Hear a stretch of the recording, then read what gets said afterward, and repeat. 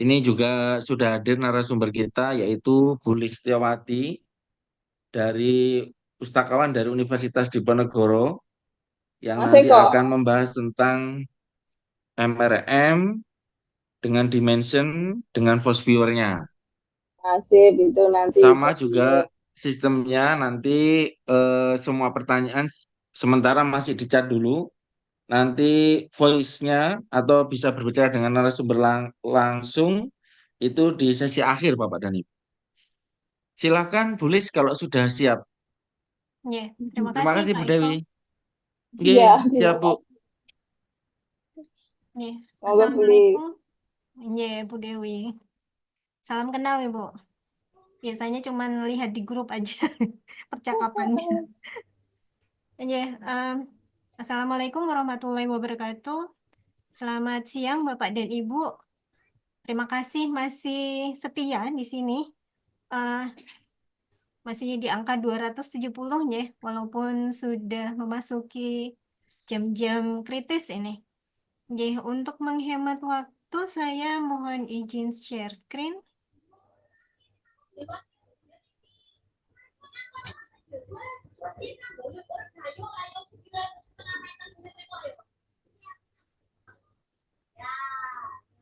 Apakah tampilannya sudah terlihat, Bapak dan Ibu?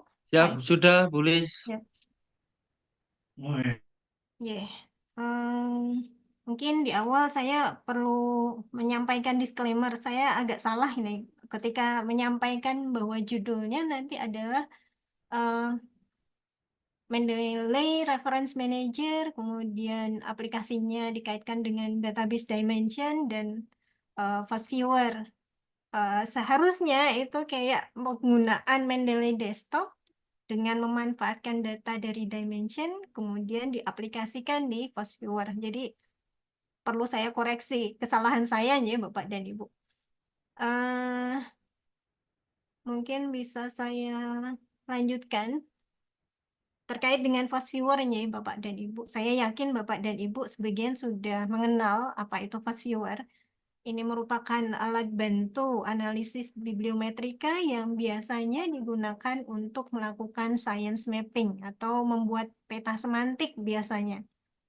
Nah, untuk fast viewer sendiri, fast viewer biasanya memberikan opsi data source berupa penggunaan data dari bibliographic database, misalnya ada Web of Science, kemudian ada Scopus, kemudian Dimension, ada pilihan menggunakan data dari database Lens, kemudian dari PubMed.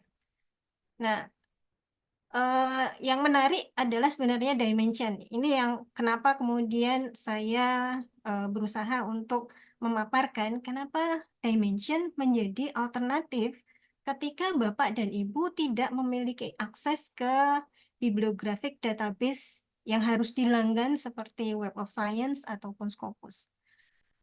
Pilihan yang kedua itu adalah menggunakan data yang sudah kita compile atau kita simpan di reference manager, misalnya eh, Mendeley.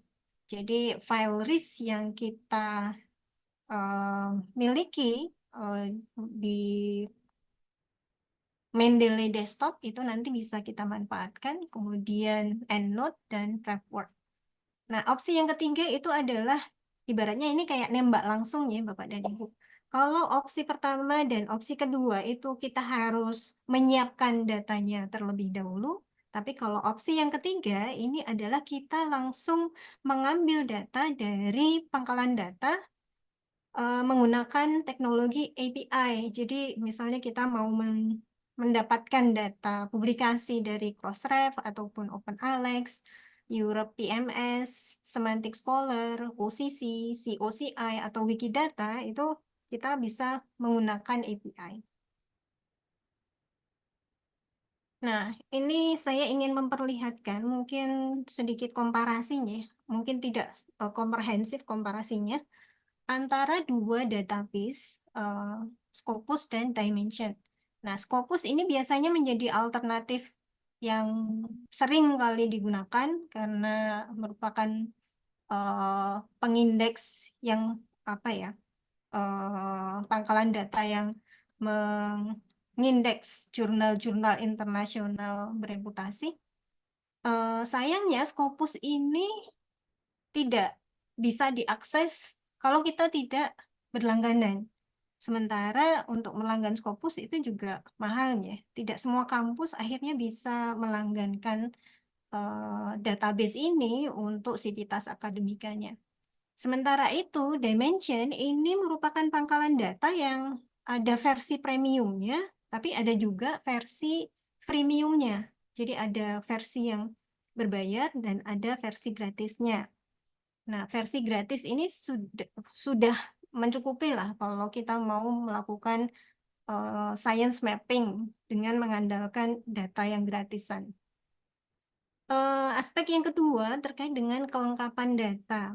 Kalau kita menggunakan database Scopus untuk mendapatkan metadata publikasi, biasanya kita bisa mendapatkan data yang lengkap. Kalau kita mendapatkan data yang lengkap, kita lebih fleksibel untuk melakukan bibliometric analysis. Jadi biasanya kalau kita menggunakan FastViewer itu ada 5 tipe analisis yang bisa kita lakukan, misalnya citation analysis, co-citation analysis, bibliographic coupling, co-authorship analysis, kemudian ada co-occurrence analysis. Nah, itu kalau kita menggunakan data dari Scopus, kelima tipe analisis ini bisa dilakukan. Nah, kalau Dimension, ini datanya lengkap, tapi mungkin tidak segampang kalau kita mengunduh data dari Scopus. Jadi ada ada dua opsi. Nanti akan kita lihat dua opsi ini. Menggunakan data versi CSV, nanti kita bisa menggunakan tipe analisis apa. Kemudian kalau kita mengunduh file dalam format RIS, nanti apa yang harus kita lakukan gitu. Proses unduh. Nah, ini aspek yang kita perbandingkan pada tahapan berikutnya. Kalau kita mengunduh data dari Scopus, itu mungkin kita bisa mengunduh data dalam satu kali proses untuk 5 tipe analisis yang akan kita lakukan. Tapi kalau kita menggunakan data dari Dimension, itu nanti ada 2 opsi metode pengunduhan, tergantung nanti tujuan akhirnya seperti apa. Kemudian terkait dengan limitasi unduhan metadatanya. Kalau kita menggunakan Scopus, kita bisa mengunduh sekitar 20.000. Dulu 2.000 rekod, sekarang sudah bertambah jumlahnya, diberikan kelonggaran. Jadi kuotanya 20.000 records per unduhan. Sedangkan Dimension, ini tergantung nanti metodenya. Kalau kita mengunduh file dalam format RIS, nanti limitasi unduhannya 500 record, tapi kalau kita mengunduh file CSV nanti 2.000 record per unduhan. Nah, ini perbandingan antara Scopus dan Dimension. Nah, berikutnya ini ada satu kajian yang menarik. Ini kajian tahun 2021. Nah, dari riset yang dilakukan itu ada temuan bahwa ternyata antara Scopus, Dimension, dan Web of Science itu ada overlap indeksasi. Jadi kita bisa menemukan artikel yang terindeks di Dimension, terindeks juga di Scopus, terindeks juga di Web of Science. Dan overlapnya cukup besar ya Bapak dan Ibu. Ini kalau kita lihat di diagram ini, irisannya cukup besar. Ini mungkin gambarnya tidak proporsional sesuai dengan angkanya ya, tapi kurang lebih ini memberikan gambaran bahwa ternyata coverage dimension ini malah jauh lebih besar kalau dibandingkan dengan Scopus dan Web of Science. Dan ini kalau kita gabungkan angka-angka yang muncul di diagram ini, si dimension ini total coverage-nya paling tinggi. Dan ini cakupannya juga sudah ininya, sudah meliputi banyak disiplin ilmu sebenarnya. Nah, ini berikutnya, kalau kita mau menggunakan database dimension, itu sebenarnya ada cara. Dua cara ini ada jalur eh, yang bersifat langsung. Ini berarti kita mengunduh file dalam format CSV, lalu langsung kita cemplungkan ke FastViewer. Nah, jalur yang berwarna abu-abu ini biasanya kita gunakan untuk membuat atau mengenerate scholarly network map atau peta jejaring ilmiah. Entah itu jejaring ilmiah antar publikasi, antar pengarang, atau antar lembaga atau afiliasi, antar eh, jurnal. Nah, itu biasanya mappingnya menggunakan ini metode yang eh, bersifat langsung ini. Nah, tapi kalau kita ingin membuat peta semantik, peta kata kunci, maka kita mengandalkan file list dari eh, metadata publikasi yang kita unduh dari Dimension. Jadi workflow-nya begini. Kita akses Dimension, kemudian kita unduh file list-nya atau bibtex-nya ya. Kemudian dicemplungkan ke Mendeley. Nah, Mendeley ini fungsinya untuk melengkapi metadata. Nah, kalau metadatanya sudah lengkap, termasuk bagian kata kuncinya, maka langkah selanjutnya adalah kita unduh file list dalam yang sudah lengkap ininya, kemudian kita cemplungkan ke FastViewer. Nah, sekali lagi, jadi em, tergantung Bapak dan Ibu kebutuhannya apa. Kalau saya ingin mengetahui tren topik-topik riset, maka Bapak dan Ibu menggunakan ini, peta semantik. Tapi kalau kebutuhan Bapak dan Ibu misalnya ingin mengetahui apa sih artikel atau apa sih publikasi yang paling banyak disitasi orang, atau mana sih publikasi yang menjadi pondasi keilmuan untuk satu bidang tertentu, maka Bapak dan Ibu bisa menggunakan metode yang ini, yang jalur langsung ini, mengunduh file CSV-nya, kemudian langsung dicemplungkan ke FastViewer. Nah, untuk kesempatan ini saya ingin memperlihatkan penggunaan file RIS atau BibTeX-nya untuk mengenerate peta semantik, atau biasanya kita gunakan untuk mengidentifikasi topik-topik riset, Bapak dan Ibu. Nah, ini tadi ya, metode utama analisis bibliometrika tadi kan sudah disinggung, ada ini ya, tadi citation analysis, co-citation analysis, bibliographic coupling, co-authorship analysis, kemudian co-occurrence. Itu penggunaannya adalah seperti ini. Misalnya ini, citation analysis ini biasanya digunakan untuk memetakan mana sih author atau paper atau jurnal yang influential untuk suatu bidang keilmuan.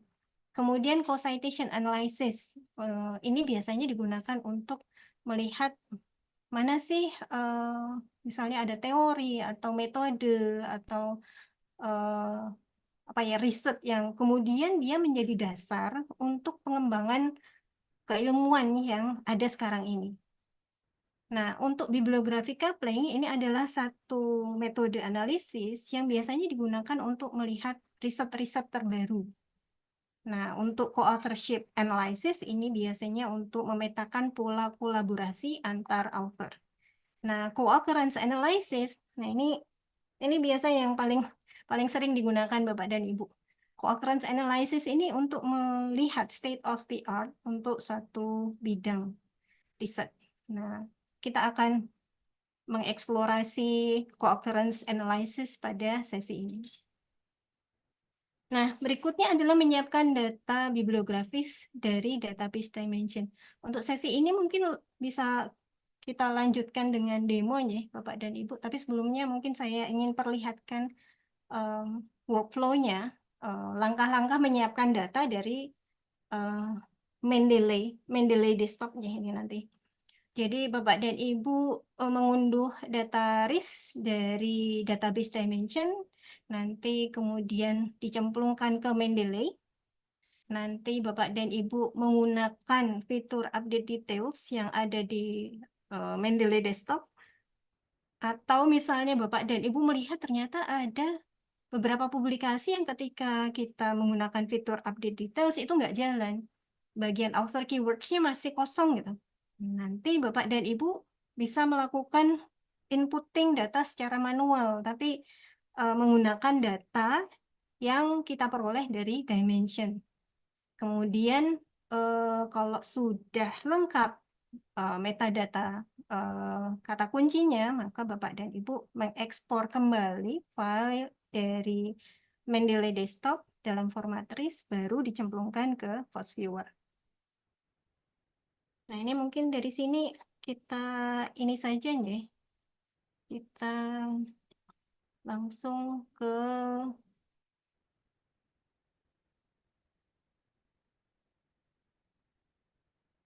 bentar sebentar.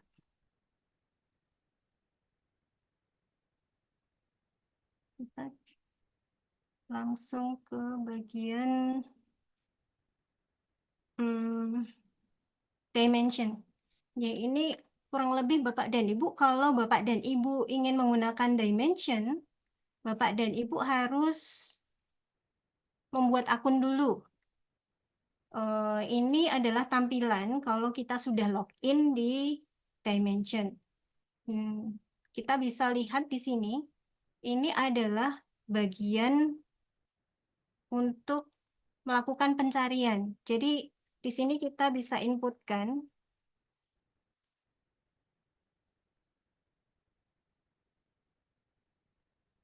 misalnya, dan ini ya Bapak dan Ibu, dia memfasilitasi ini ya, pencarian yang agak kompleks. Misalnya Bapak dan Ibu ingin menggunakan phrase searching dengan mencantumkan tanda kutip, atau menggunakan Boolean logic, itu masih dimungkinkan. Nah, ini kita klik di bagian title and abstract untuk mencari kata kunci tersebut di bagian title and abstract. Kemudian tinggal di klik enter.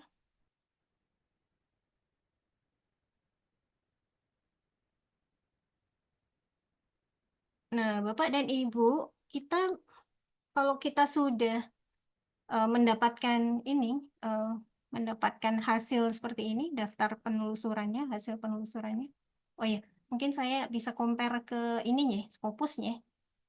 Gimana kalau kita menggunakan Scopus untuk query yang sama? Ini tadi kata kunci yang saya gunakan, Artificial Intelligence and Library Services-nya. Nah, ini kalau kita menggunakan Scopus jumlahnya 176.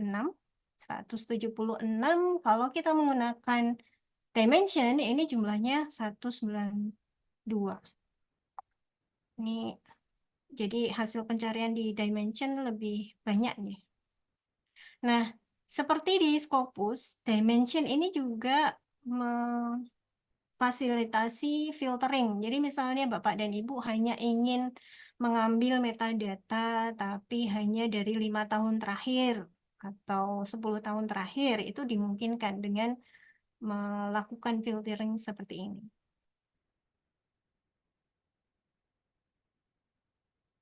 Kemudian di sini ada tombol, di bawahnya ada tombol limit to, itu bisa diklik limit to.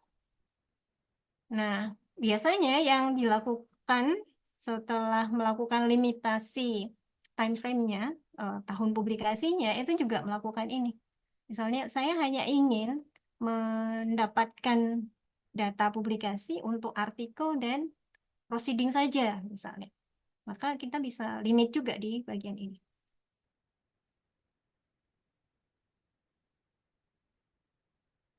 Nah, yang menarik juga, kalau kita menggunakan Dimension, itu ada bagian research categories, Bapak dan Ibu.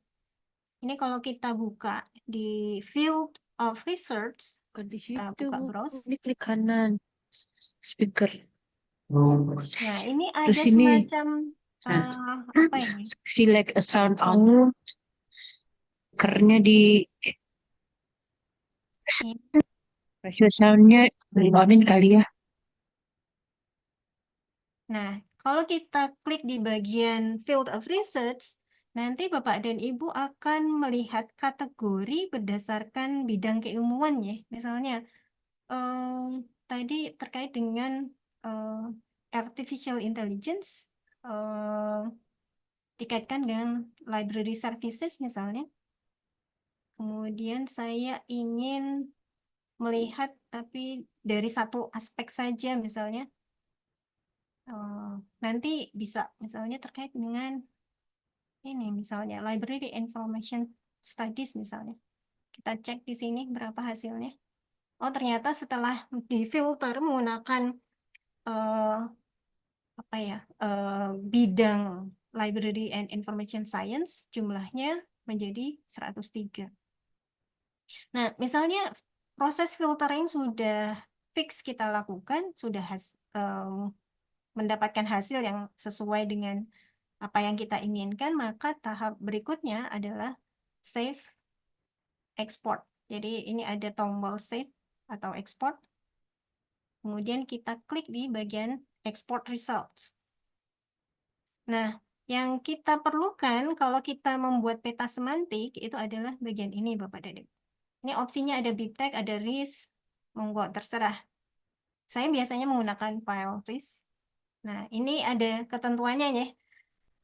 Jumlah item yang di-download maksimum 500 item per download. Jadi misalnya Bapak dan Ibu mendapati jumlah metadatanya lebih dari 500, maka bisa disiasati dengan menggunakan sistem batch ya. Misalnya batch 1 untuk tahun terakhir, kemudian batch kedua itu periode tahun sebelumnya, dan seterusnya. Nah, ini kalau kita sudah pilih formatnya, kemudian kita ekspor. Nah, nanti Bapak dan Ibu bisa cek di bagian export center. Jadi, di bagian akun nanti ada di pojok kanan atasnya, nanti ada pilihan export center. Nah, ini nanti diklik. Nah, ini jumlah rekornya tadi 103 ya, sesuai dengan yang tadi kita dapatkan di sesi terakhir tadi. Kemudian kita download. Nah, hasil download ini yang kemudian kita cemplungkan ke Mendeley. Nah, kita masuk ke Mendeley. Nah, kalau Bapak dan Ibu ingin memasukkan metadata publikasi tadi, maka Bapak dan Ibu perlu meng-create folder dulu.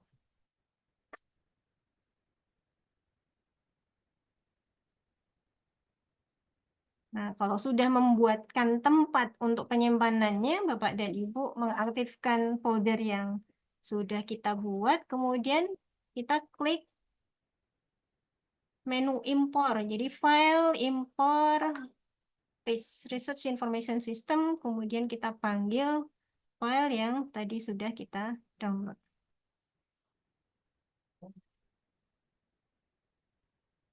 Nah, ini hasilnya. Nah, Bapak dan Ibu perlu mengecek satu persatu apakah ada record yang metadatanya terutama di bagian ini ya, di bagian author keywords-nya masih kosong. Nah, misalnya ini. Judulnya Factors Influencing Librarian Adoption of ChatGPT misalnya. Maka Bapak dan Ibu bisa klik kanan, kemudian update details. Kita lihat di sini apakah si si apa si Mendeley-nya bisa apa ya menarik metadata, ternyata nggak bisa. Maka kalau tidak bisa mendapatkan metadata seperti ini Bapak dan Ibu, nanti Bapak dan Ibu perlu cek di URL yang muncul di bagian metadatanya. Nah, ini kita klik saja. Nanti diarahkan ke sumbernya. Kalau dalam hal ini sumbernya tadi adalah uh, si database dimension.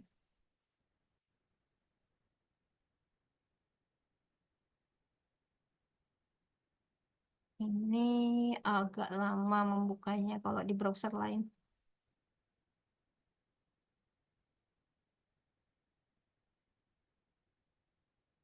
Nah, ini Bapak dan Ibu. eh, jadi tadi judulnya Factors Influencing Librarian Adoption of ChatGPT. Nah, semisal tadi di keywords-nya masih kosong, Bapak dan Ibu bisa cek di bagian ini, top keywords. Jadi tampilan tampilan yang di sini adalah top keywords. Bentar, ini ternyata enggak ada ininya ya. Biasanya muncul di sini Bapak dan Ibu. Oh, karena ini baru. Nah, kita coba yang lain saja ya. Kita coba yang lain lagi. Top keywords. Kita coba yang ini. Oh, yang agak lama aja. Ini juga nggak ada. Kita coba buka tautan URL-nya.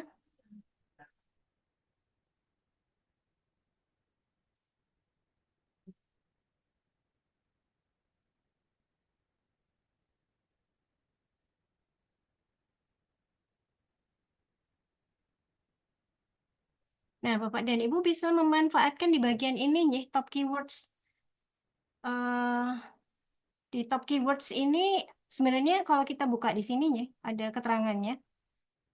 Di sini, this output is automatically generated using AI. Jadi Bapak dan Ibu eh, tidak perlu ininya, tidak perlu repot-repot membaca keseluruhan full text naskahnya atau apa membaca abstraknya. Nanti bisa mengandalkan ini. Ini kalau misalnya Bapak dan Ibu tidak mendapati abstrak di bagian ininya, tapi coba kita cek di naskah full text-nya, semoga bisa dapat aksesnya. Sebentar. Kita coba cek apakah kita bisa.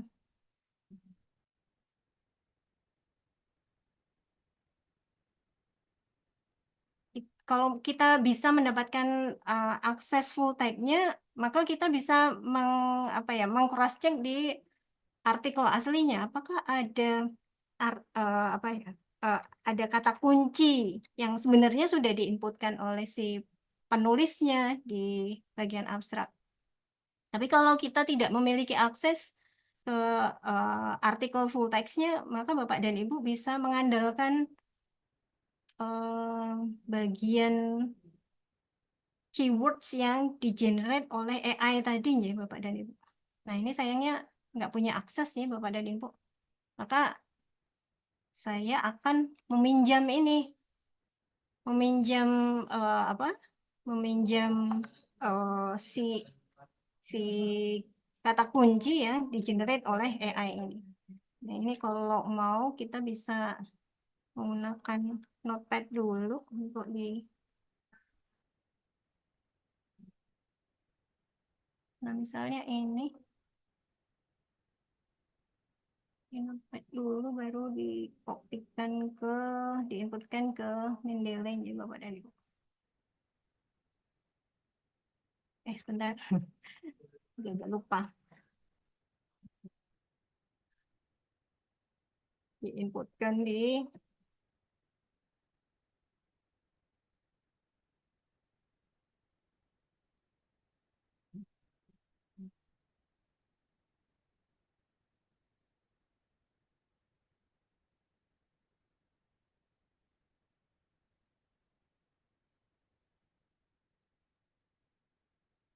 Jadi kita eh, sebenarnya juga bisa nanya ke ChatGPT-nya, tapi kalau di database dimensionnya sudah ada kata kunci yang bisa kita manfaatkan, mungkin akan lebih efisien dengan menggunakan itu ya Bapak dan Ibu.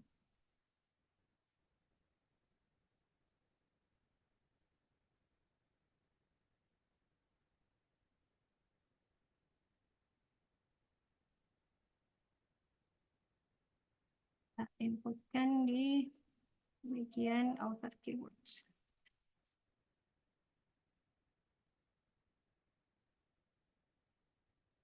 Nah, ini sebenarnya prinsipnya ya Bapak dan Ibu. Jadi penggunaan AI di sini adalah untuk membantu kita untuk menentukan kata kunci ketika si eh, fungsi update details yang ada di Mendeley Desktop itu tidak berjalan atau memang di apa ya di artikel aslinya memang tidak ada eh, kata kuncinya. Nah, nah, taruhlah ini ya Bapak dan Ibu. Ini saya coba melakukan update details untuk keseluruhan record. Saya select all, kemudian update details. Nah, setelah melakukan update details untuk keseluruhan record, maka idealnya Bapak dan Ibu tetap melakukan ini ya, pengecekan satu persatu untuk author keywords dari masing-masing record. Jadi idealnya semua kata kunci itu sudah lengkap.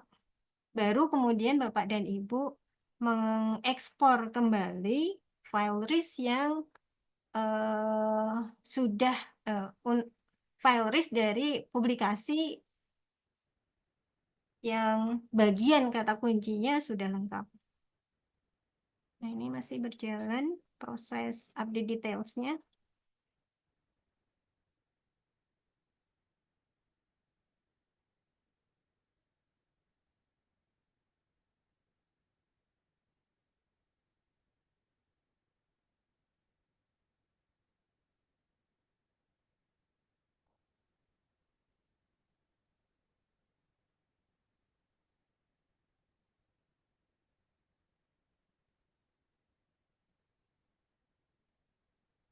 Nah, ini berarti PR-nya adalah mengecek satu persatunya Bapak dan Ibu. Eh, jangan langsung di ininya, ya. Misalnya ini nanti perlu perlu di apa? Perlu dicarikan keywordsnya. Kalau misalnya ternyata di dimensionnya nggak muncul eh, apa tadi si si top keywordsnya, maka terpaksa Bapak dan Ibu bisa menggunakan ChatGPT eh, dengan menginputkan title-nya, kemudian abstraknya, kemudian minta tolong si ChatGPT untuk mengenerate kira-kira kata kunci yang pas untuk publikasi dengan judul ini, kemudian abstraknya ini itu apa gitu. Nah, taruhlah ini sudah lengkap ya Bapak dan Ibu. Kemudian kita select all, kemudian kita ekspor. Nah, by default pilihannya adalah bibtext, tapi kita harus menyesuaikan dengan format yang bisa diterima oleh post viewer. Jadi kita menggunakan format RIS. Kemudian kita rename ya Bapak dan Ibu sesuai dengan subjeknya tadi, misalnya AI, kemudian library services misalnya.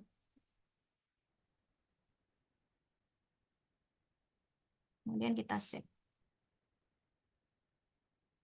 Nah, langkah berikutnya adalah kita menggunakan fast viewer. Jadi kita klik tombol create, kemudian kita menggunakan opsi yang kedua, create a map based on bibliographic data. Kemudian kita klik next. Kemudian karena tadi kita menggunakan data dari reference manager, kita sudah menyiapkan file dalam format RIS, maka kita menggunakan bagian ini. Read data from reference manager files. Kemudian kita klik next. Kemudian kita panggil file yang tadi.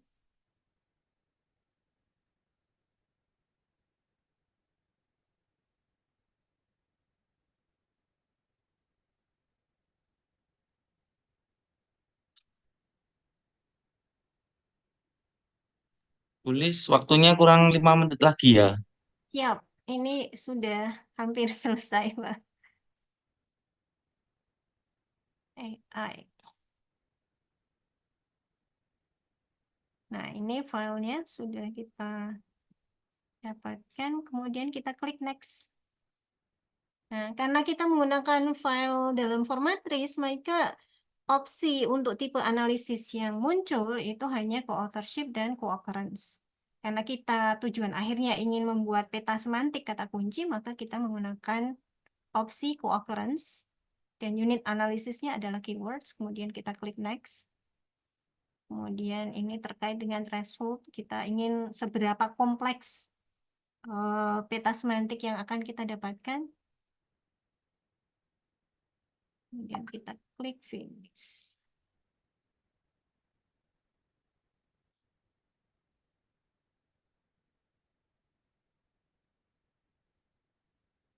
Nah, ini kurang lebih gambaran hasil akhir berupa peta semantik kalau kita memanfaatkan data dari database dimension. Jadi, ini menjadi alternatifnya ya, Bapak dan Ibu. Kalau misalnya Bapak dan Ibu tidak memiliki akses ke database seperti Web of Science, kemudian Scopus, maka Bapak dan Ibu bisa memanfaatkan Dimensions.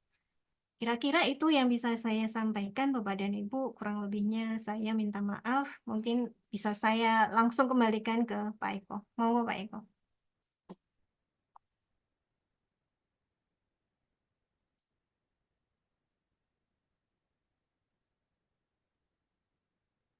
Giliran saya yang ditinggal Pak Eko ini.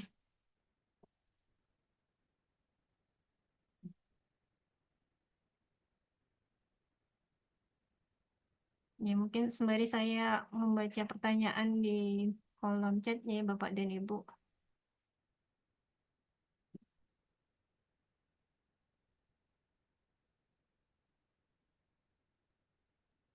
Dimension ada yang tentang kesehatan atau tidak? Ada, Ibu Dila. Alternatif lain itu Bapak dan Ibu bisa menggunakan PubMed juga ya. Karena biasanya untuk bidang medical science itu banyak juga yang kemudian menggunakan PubMed sebagai pangkalan data eh, ini pangkalan data untuk mendapatkan data publikasi. Ya, Bapak dan Ibu sembari menunggu Pak Eko, Bapak dan Ibu ini ya bisa membuka Dimension kemudian membuat akun di sana.